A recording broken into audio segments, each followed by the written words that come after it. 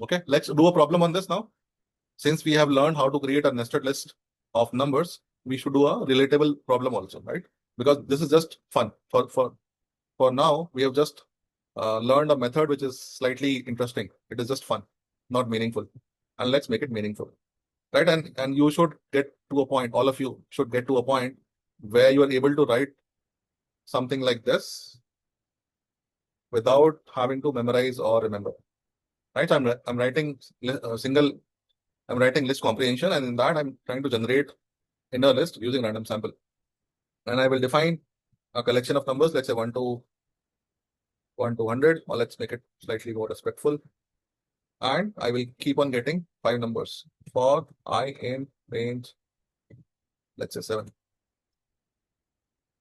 Right, so this is what you should get comfortable with, and it won't take a lot of time, right? If you just pay attention to all the elements that we have covered, it won't take a lot of time. Trust me, right? And at the core of it, you need list comprehension knowledge, right? You just need to learn how I place different components in list comprehension at different places. Okay, so let's name this as a list as course. Okay, and what does that mean? So imagine that this is a nested list which stores subject scores of 7 students. So imagine student 1 has these scores for 5 subjects. Student 2 scores for 5 subjects. And similarly, student 7 with scores for 5 subjects. Is it clear so far? Imagine this is a nested list which is storing values, and these values are subject scores, let's say final exam or whatever. And this is information for 7 students. Now, if I want to store for 10 students, I will just make changes here. So this becomes information for 10 students. And slowly and gradually, we have started using list to store information, which is slightly more complicated, right? Compared to what? Compared to simple numbers, right? I'm just showing you the previous code compared to earlier where we were storing simple numbers, right? And these numbers, these values were just lying in the open. Now we are doing it in a more slightly complicated fashion. So imagine in your class, there are multiple students and there are 5 core subjects, and this is what you are maintaining for all of them. So I am assuming the information, the data structure makes sense. Now, can you tell me how will I fetch the information of student number 10? How can I fetch all these scores for student number 10? So there are 10 items, right? 1, 2, 3, 4, 5, 6, 7, 8, 9, 10. Tell me, how do I fetch the score of student number 10? Using indexing, right? And do remember this entire thing is a list, right? So entire thing is a list. So if I do indexing, simple indexing, let's say 0, then this will give me the first item. And do visualize what is the first item. In this outer list, what is the first item? It is a list. This entire list is your first item. And this is what will come out. Right? So this structure, which is a nested list, when you apply indexing on this, it will start returning the items. And what are the items? These are inner lists. And this is the first one, then this is the last one. And how do I get the last one? I do a simple -1, correct? You already know this, correct? Now, this is again basic for you to relate key indexing is possible on a nested list, and as an output, it gives you what? It is not giving me individual numbers, correct? It is not giving me individual numbers so far. But how can I get them? Let's say I want to get all the subject 1 scores for all the students. I want to get 78. I want to get 68. I want to get 83. I want to get 82, 86. I want to do a comparison key all subject 1 scores. What is the maximum? What is the minimum? What is the average? That kind of analysis I want to do, right? So my question is, how do I get access to all these values? What values? All these values. And I'll draw a shape to give you a visual. How do I get access to all these values? And you have the answer in a way, slightly. To a certain extent, you already know the answer. So what you said is the list as scores. And the meaning of this is, the meaning of this list, just to, this is student scores, right? So short form is S scores, student scores. So what you said is, Aryan, can you repeat it? We create a square bracket there and 0. And then so this will give me this, right? Yes, sir. And in that, if you give 1 or 0? Sorry, 0, 0, first index, 0. Right, so this part will give you this, that everyone should be able to see.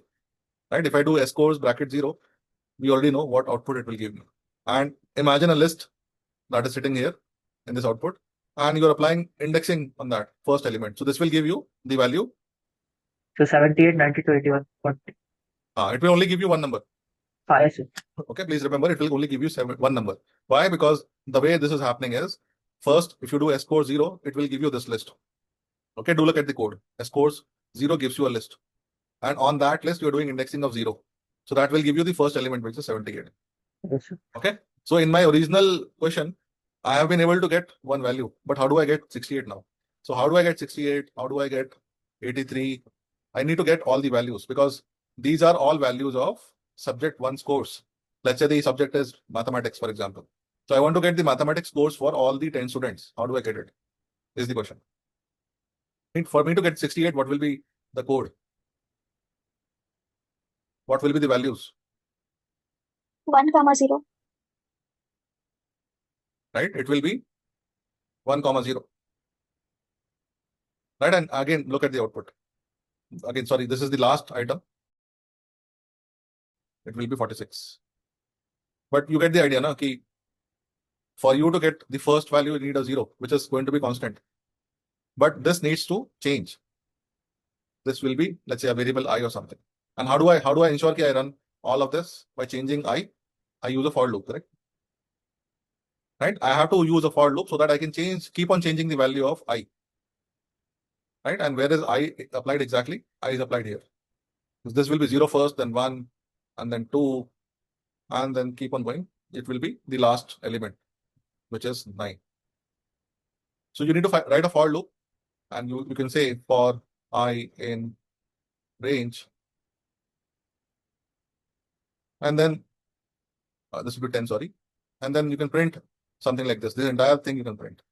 But our job is not to print. Our job is to save. Right? I want to save all of this in a list. So what do? First of all, should I run the for loop like this only? Should I put range 10, or can I do something better? So you can use the length of that list. Even other than using the length of the list, I can run the loop on this also, no? Straight away. Yes, sir.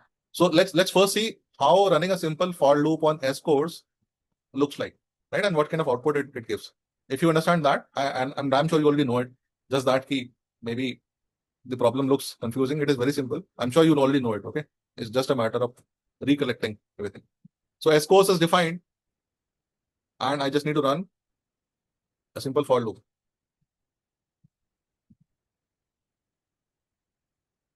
And let me print it. So it will give me access to the inner list, na? Why? Because I is my individual item. First item, second item. So by running a simple for loop also, I have access to individual items. And then the only thing that is needed now is, what do? The only extra step that I need to take is apply indexing. I just need to do indexing.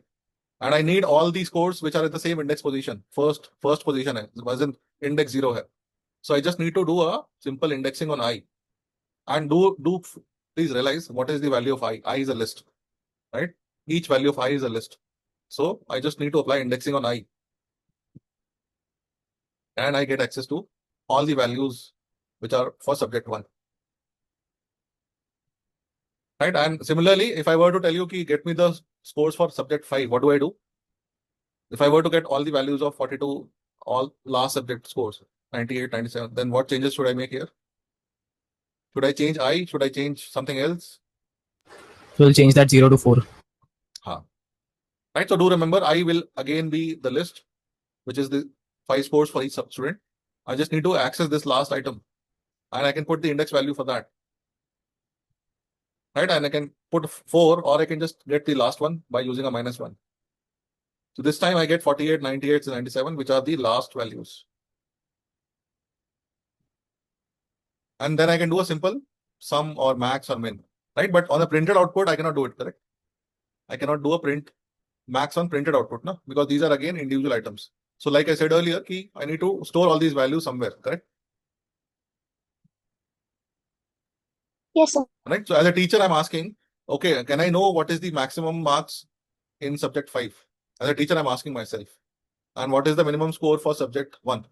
Across all the 10 students, what is the minimum performance? What is the maximum performance? What is the average performance? So for that, I need to get access to all the individual numbers subject-wise. And I have been able to do it to a certain extent, but I cannot apply the sum operation or max or minimum operation on these values. I hope you're getting the requirement, right? So I need to store all these values somewhere.